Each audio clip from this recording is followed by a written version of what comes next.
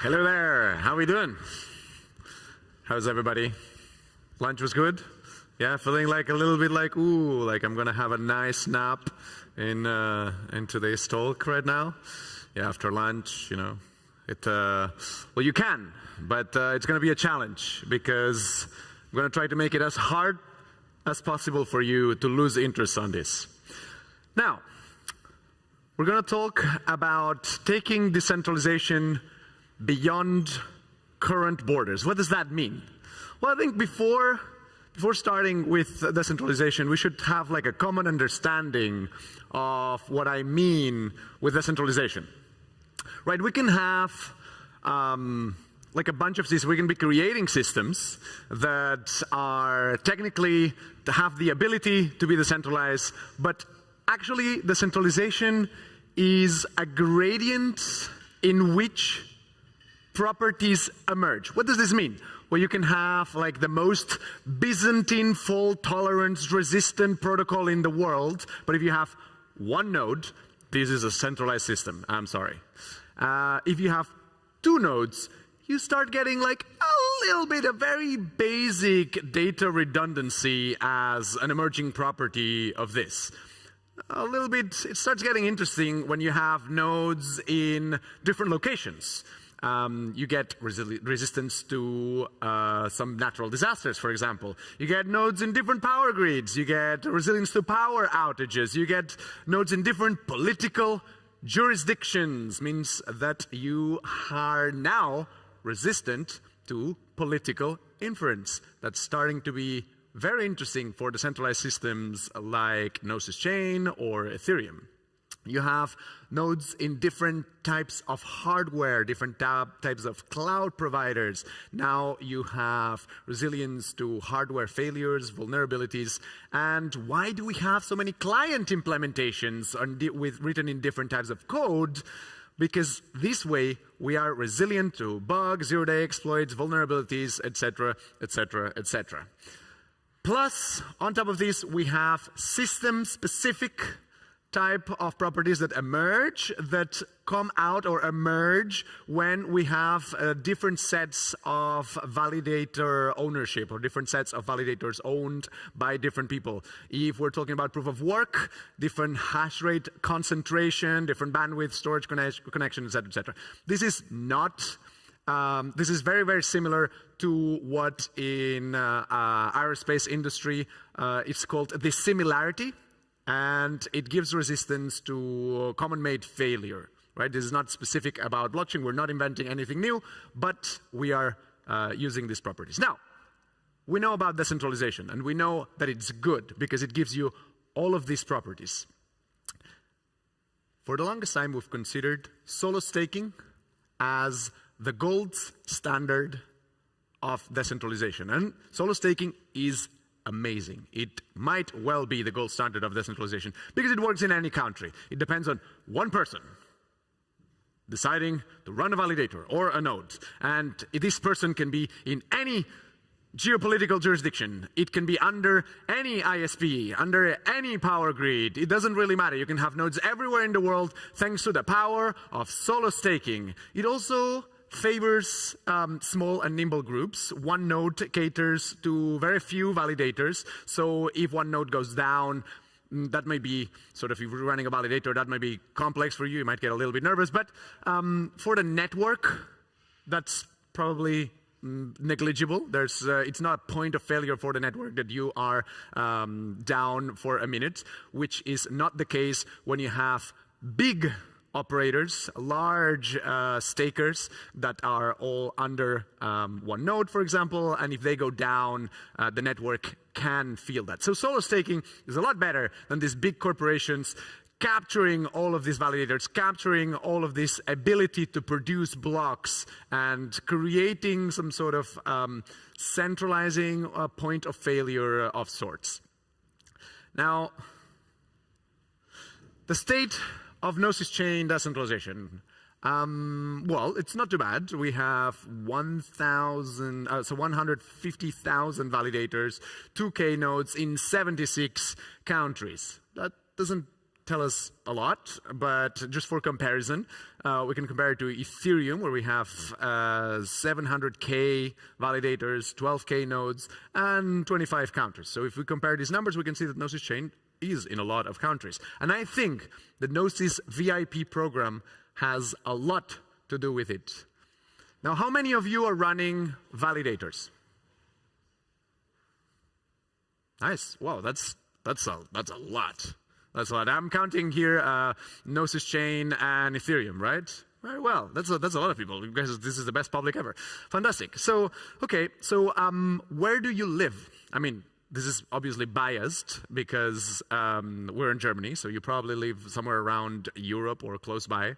But yeah, let's look at what that means for people to be in the same spot.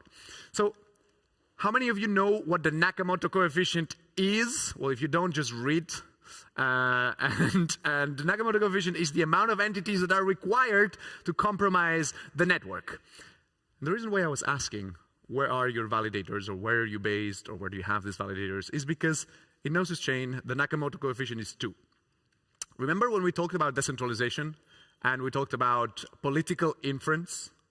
That means that if two governments decide to make Gnosis Chain or blockchains or like the industry at large, the Web3 industry at large, they want to attack it in somehow, we only need 2 countries. We need Germany and the United States for Gnosis Chain. And I'm afraid to tell you that for Ethereum, it's just the United States in the first place and Germany in the second.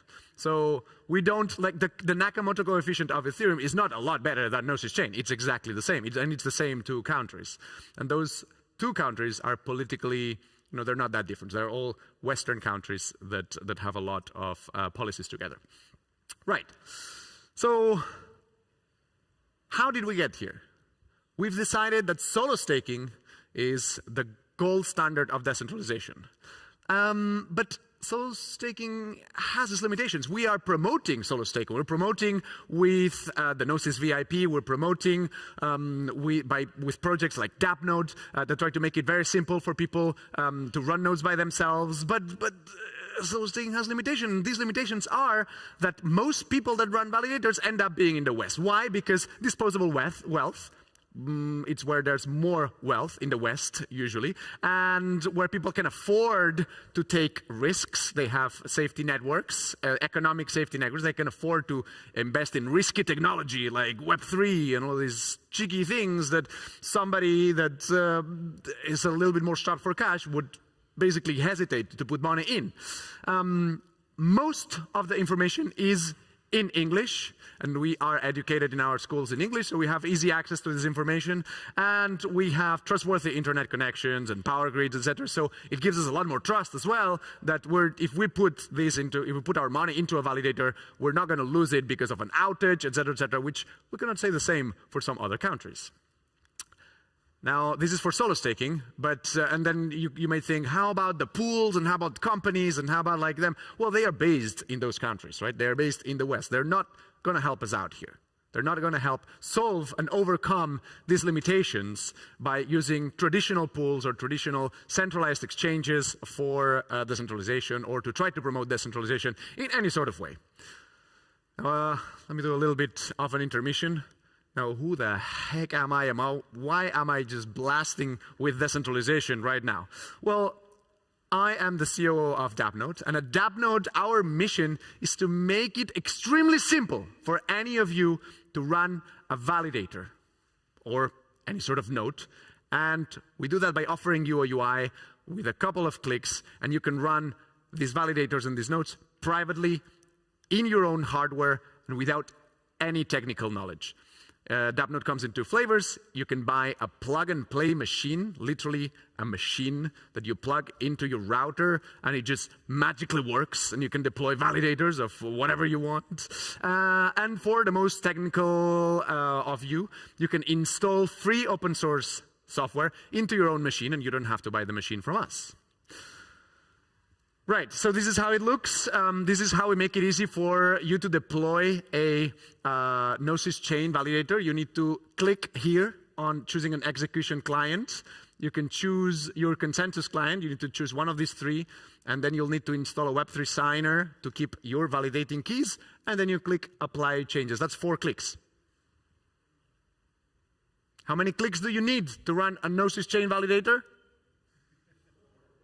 That's right, you've been listening, fantastic. But not only you can run Gnosis chain validators or Luxo validators or Ethereum validators or Avalanche validators, you can run like a whole plethora of dApps that you can find in this dApp store right here. And this dApp store is permissionless and open source. So you have an SDK. So if you have an Armagan chain, for example, you can use our SDK and deploy your node and have it on the dApp store as well. Okay, so summarizing, DappNode is great for non-technical users. Everything is open source. You can use our permissionless SDK to enter our permissionless ecosystem and create your packages. It comes with a lot of tools. That's why you would use DappNode instead of just a machine and bare metal, because it has a VPN where you can connect from wherever you are in the world, and you can connect to your machine that's in your living room. It's great for POS staking.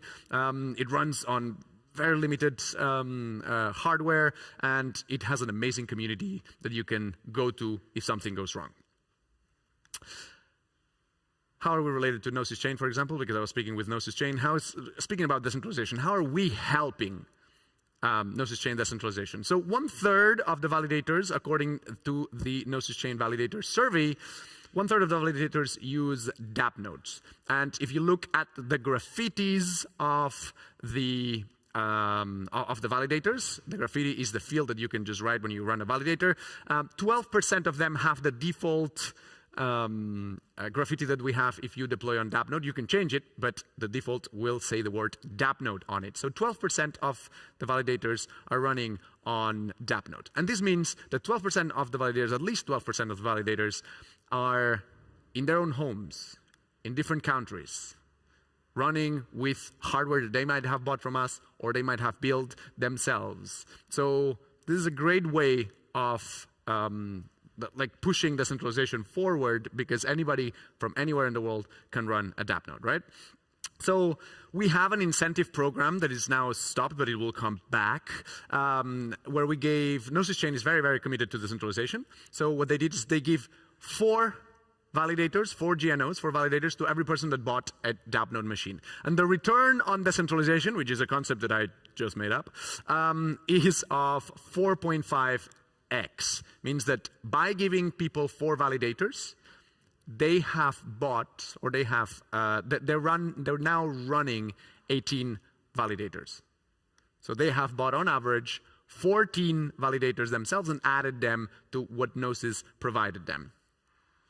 Okay, we're doing other stuff to help solo stakers, like an MEV smoothing pool, which puts people at the same level as other staking pools when it comes to MEV revenue, and we can talk about this more later.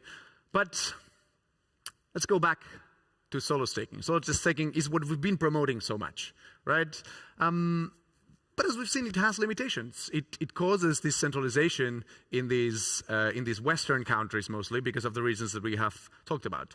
But this doesn't have to stay like this.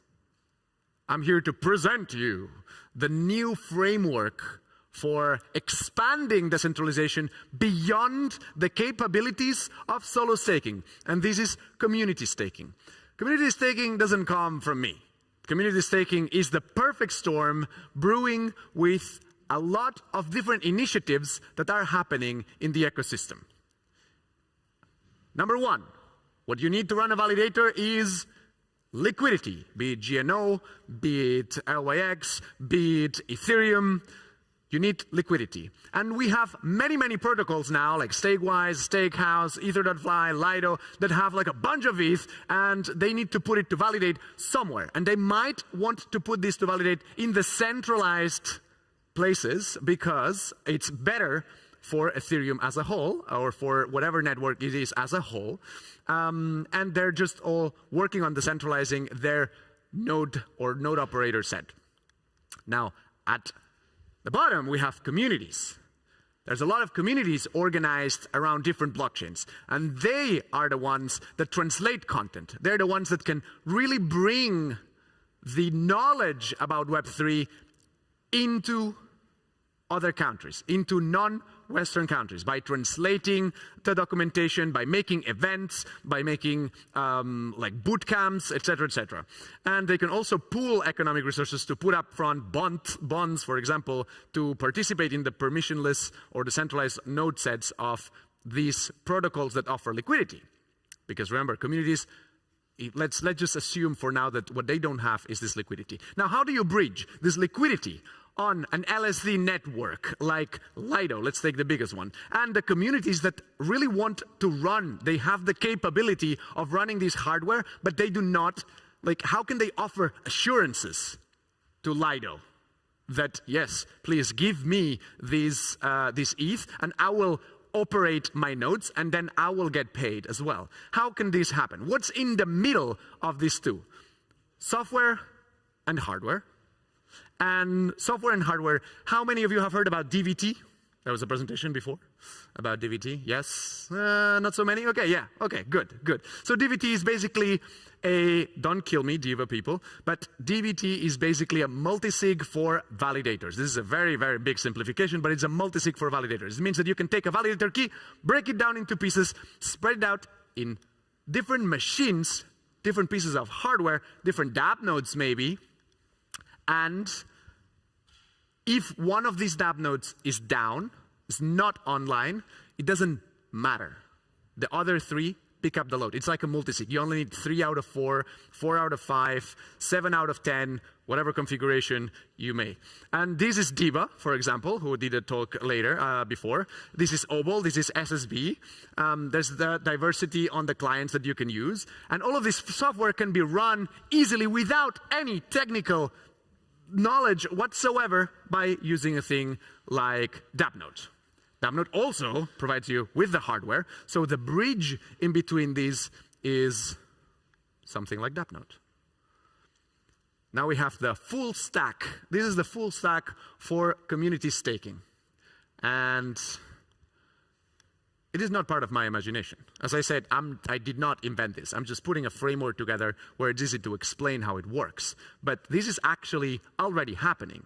There is an LSD network called Ether.fi that came to us in February and said, hey, we would love to put our ETH to validate, but we don't want to go with centralized operators. We want to have decentralized operators. How can we do this? And we're like, okay, we can take care of the hardware bits. And we're working with Obol already. We're working to integrate with Obol. So you could have like distributing this among different, like, well, you see where I'm going? And this is already live. This is already happening on Ethereum.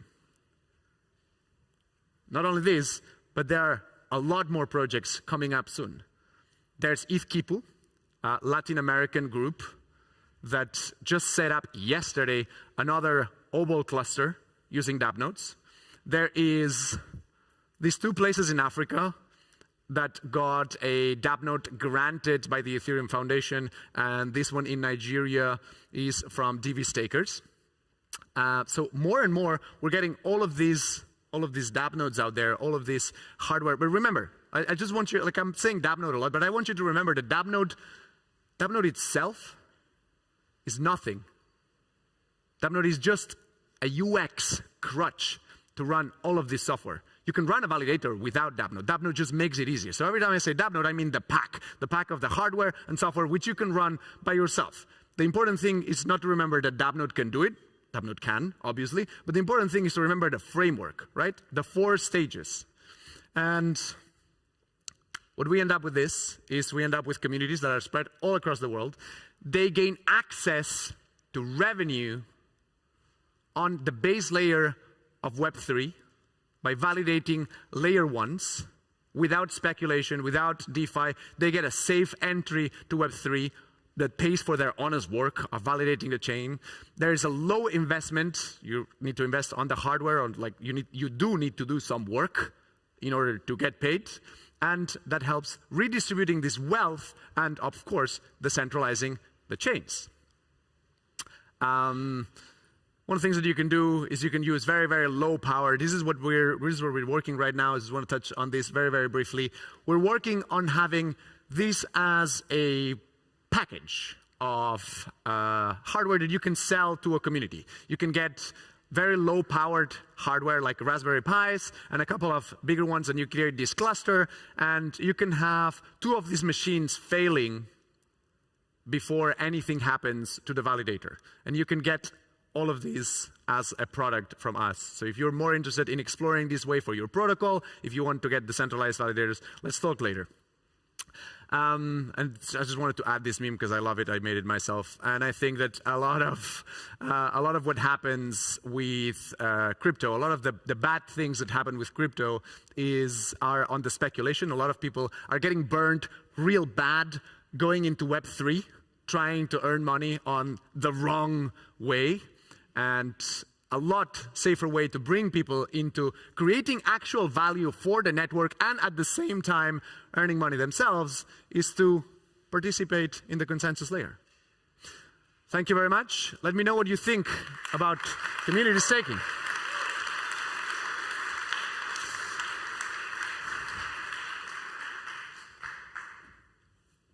Does anyone want to ask a question?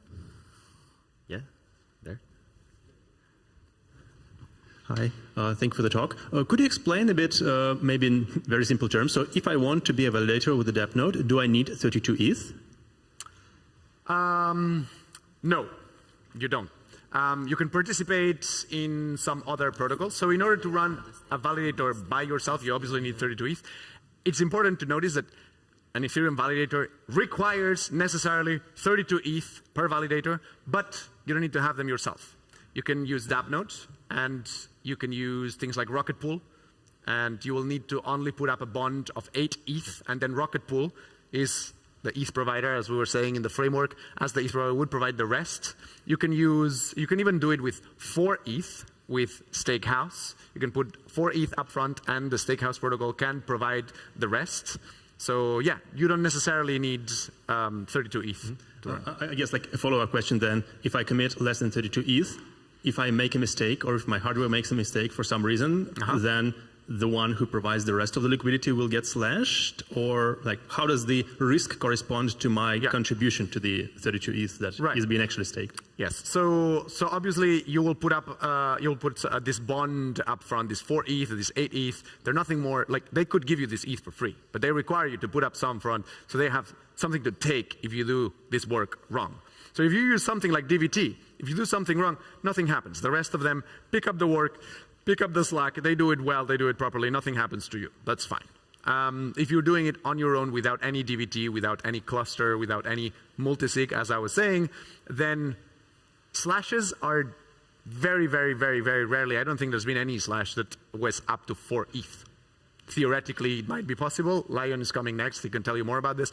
But you will not lose everything. But yes, if you put up this bond up front, is so you can be slashed instead of the people that provide the ETH.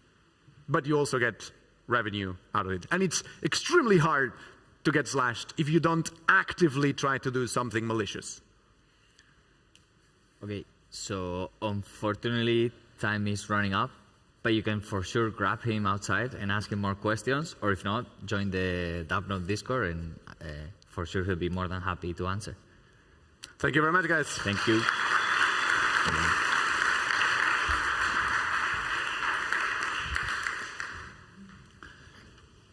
So, no, one minute now.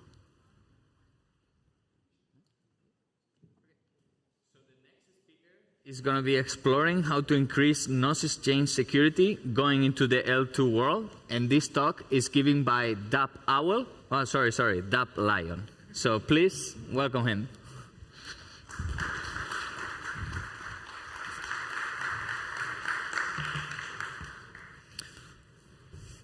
Hello, everyone. What a wonderful week to be here. So many beautiful faces and friends. Hello, everyone. So today I'm going to speak about the Gnosis chain, and I want to do one question before. How many people knew, please be honest, that Gnosis had a chain? Raise your hands. very good, very good. It's surprising how many people sometimes don't know this, but cool. So Gnosis Chain, it's a wonderful project that I'm passionate about. I'm the fork coordinator and core dev lead. And today I'm going to focus on how can we improve the security of the chain, and especially the bridge, using this wonderful technology that has been coming from the L2 wall. So just some background. Gnosis started as XDAI, being a POA connected to Ethereum with a native bridge. We have added many more since then. And since December, we have done the merge. Very excited. Now we have a permissionless validator set. So the security of the native value is pretty good. But the security assumptions today for the value that comes from Ethereum still depend on multi-sig bridges. It's important to note that even if the permissionless set of the honest validators gets corrupted, because the bridge operators run independent software, they will still be protected. But if you corrupt the bridge operators, bad things can happen. So on the far end of the spectrum, the end game of rollups, like this is not what we have today, unfortunately. Most of them have multi-sigs and fast upgrade mechanisms, but let's imagine a happy future. That's what you get with rollups. You get a situation where even if everyone on the rollup side is corrupt, and you can only trust one single party exists somewhere in the planet assisting the bridge, you will always be able to get your money out no matter what. This is awesome, and why Ethereum is going so hard into rollups right now. So let's explore what will happen if we try to move a little closer there. So I love this table from Matter Labs. It's a bit old, but very illuminating. We can see here how sidechains, if you can corrupt the bridge set, you can steal funds, you can do bad things. With rollups, you cannot. With optimistic, you have this nasty withdraw delay, but something we can work with. And so exploring the middle ground between these two, there is this very interesting solution called the Validium, where you sacrifice security by posting data somewhere else. So if you can corrupt the data availability committee, you can do bad things, not as bad things, but still put the network in a state that is corrupted, and only the attackers can undo these things, so they can do ransom and a lot of bad stuff. So in Gnosis, we are here, multi-sig like many other parties, and can we do better? Could we ideally go to a place where we have these wonderful, non-existing security assumptions where you only trust that somewhere someone is assisting the bridge and you can still get your money out? Well, yeah. L2, it's all about bridge engineering, and it always has been. So Martin Koppelman proposed this construction some time ago to me, and I've been exploring it, and I think it's fascinating, so I'm going to share it with you. What if we had a Validium that fall back into zk rollup security in case of a problem? So let's explore that. We have the Gnosis chain, the beacon chain as today. Validators are doing their thing. They are doing blocks. They are attesting. They are finalizing the blocks. And you take this finalized checkpoint and you throw it to L1. You have a consensus proof that shows that this is what 2/3 of the validator set agree is correct, and a validity proof that shows that the state transition was done properly. Only then, this submission is accepted to the L1 bridge contract. At that point, a challenger window opens, and someone can come and claim and dispute that this checkpoint attests to data that was not made available. If that happens, a dispute period opens, and the challenge can either fail if someone, say the validators, posts all of this data on-chain, proving to L1 that indeed this checkpoint was available, or the challenge succeeds with no one doing anything for the window, and then this checkpoint is reverted. The cool thing with this construction is that you will never ever have a situation where a checkpoint goes on-chain that is either incorrect, uncanonical, or unavailable. So you get around this like nasty situation with the Validium where they can corrupt the chain. That's not going to happen to the cost of two things: a dispute window, which affects UX significantly, and this assumption that someone will challenge. So this construction of optimistic availability in theory should not work. This is why Plasma failed at its time. So why is this specific challenge sound? First, I want you to explain why data availability is hard. The problem with data availability is that it's a non-uniquely attributable fault. And to explain why, let's go quickly with this famous example from Vitalik. So we have case 1, where the proposer is malicious. It publishes data that is not available, so the challenger has to say, hey, not available. But then immediately after, the challenger, the proposer, goes and publishes the remaining data. That's case 1. And case 2, the publisher is honest, but the challenger is dishonest. And with fully available data, it also raises the alarm. The problem here is that for an observer, at time 3, you have no way of differentiating these two cases. And this matters because this observer is the breach. So you cannot go to the breach and say who of these two is the malicious party. So because you cannot attribute fault, this situation is not economically stable.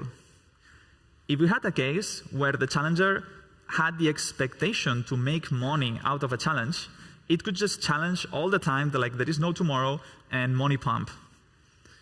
If it had the expectation of a stable economic, it could just post challenges all the time, forcing everyone into downloading all the data and having a bad network. It only works economically when the challenger loses. The problem here is that you need altruistic behavior. You need a challenger that wants to challenge for some reason, even though it is going to lose. So why in our construction, why the hell would the challenger lose money? Well, because in order for this challenge to be even possible, you need to have a submission of something that is unavailable and finalized.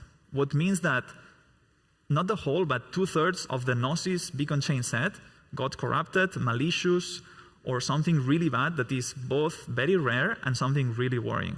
So if that was to happen, there is a strong motivation for our challenger to come and save the chain, because we would do something like social slashing or some mechanism, some strong fork, in order to recover control of the fork. But this would be both a rare event and also time-bounded. So this is what makes the challenge stable. So now extending, like neo column, with this thing, the penalty is that yes, we have a withdrawal period, but we don't have a situation where if the chain gets corrupted, you can steal funds. So I think this is very interesting. We will explore it, but it's not only this. We can do so much more. Like starting from a multi-sig, we could throw a fraud prover. And now, even though we had a withdrawability delay, the operators could never steal funds, which is much, much better. If some team finally cracks the ZK EVM type 1 price, we could throw it there, and then we would have no withdrawability delay and the assurance that the bridge operators could not steal funds. With this, it would be even better, because we would have both a permissionless set, not pay data, and not have a situation where a malicious set could steal the funds. So to explore this idea further, and I'm stealing the questions from you, or you can just write this down and ask later, why does this whole thing need the consensus proof? Well, this is important because otherwise the challenge would not be a unique event. So the fact that it has to be finalized first reduces the possibility of having this delay. For the validity, let me see here. So for the validity proof, the corruptor could steal the funds. But here we would need then to have some fraud-proof construction. So then the system is not as good, but it also makes sense. So for the consensus proof, we could then opt out of having to prove the whole proof of stake system, because this is very, very difficult. Like putting the whole beacon chain consensus, the Casper finality gadget, in a proof is proven to be very difficult. There are teams working on this. So we could have something first, like some smaller DIC. The problem is that having this intermediate layer would pretty much break the security guarantees that we want to have eventually, and it would mean that we have to rely on a permission set again. So this is something that we could have as a B1, and then as an end game, go for the full construction with the proof of stake circuit construction. Another question for L2 engineers is, okay, great, this is sidechain, but is the state actually derived from L1 or no? Well, in normal operations, no. The sidechain would work autonomously, and they would decide how to pack the blocks because data is not meant to be posted on-chain unless that there is active censorship. So to ensure that even if the validator set gets corrupted, they can exit, we would have some mechanism, like most rollups do, where there are force inclusion transactions that you can submit to the bridge contract, and if the bridge contract doesn't see these on the blocks that you post later, then some emergency mode would be activated, and that's what allows you to unwind all your positions and exit from the sidechain / rollup. So is the emergency mode recoverable? I would say no. We are researching if that could be possible, but I think in this construction it will not, because if we have to have a situation where the validator set got corrupted, it doesn't make sense to basically return power to them. So there has to be some intervention to change the consensus verifier circuit into accepting a new fork. So because of all of this, something that would probably have to happen that is an important UX consideration is that now all the L2 block producers would have to track L1 in order to include these transactions. I think we can optimize this away, but it's another thing to consider. So this is basically the endgame I was talking about, but I want to give a huge shout out to the Hashi team from Gnosis, where they are building this bridge implementation that would act basically as a multiplex into different types of bridges. So what we could have today with current technology is the current native bridge with Omni bridge and a Celestia bridge together with the Altair client. So we would have the best of being safe against implementation bugs, also having a proof of the consensus with the Altair client. It's not as strong as what we will have eventually with the full Beacon chain, but it's still much better than not having anything. So what this would give us immunity against uncorrelated bugs, consensus takeover, and I think we would have this ready. I don't know how soon, but it's very exciting. And all of these constructions I'm talking about would probably be plugged into Hashi with different models. So yeah, to summarize, the idea of the Validium with ZK rollup, we would remove all assumptions at the cost of having a withdrawability delay and this well-capitalized challenger. But yeah, very excited, very bullish. Thank you so much.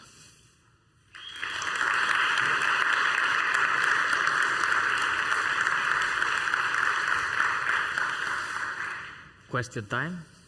Anyone want to ask a question? So we're there. Just 1 second that they bring you the mic. Hi. I was just curious. The price of tracking L1 is like at least double, if not more, compared, right, Gnosis chain to Ethereum. Like, how are you going to convince the validator set that it's okay to increase their, cost by 3x for maybe improvement? Like, what's the thought there? Yeah. So I think you're talking about this potential requirement that L2 block producers will have to track L1. Yeah, exactly. So really the requirement here is that the deposit transactions will have to be included in L1 blocks within some time frame. That would probably be like 12 to 24 hours. So something we could do at the start is make sure that there is some entities that commit to include these transactions. And as long as someone does it, then we are good. So not everyone needs to, just some, or? So everyone doing it gives you the maximum security assurance, because if no one is doing it, then the chain / rollup will fall into emergency mode, and basically kill liveness. So you want to make sure that that doesn't happen unless there is an accident. But you can try to have like maybe a happy mode where if these parties are doing it, then no one else has to do it. But there is still some mechanism that people will just step in and include these transactions if no one else is doing it. Awesome. Thank you. Sure. Any other questions?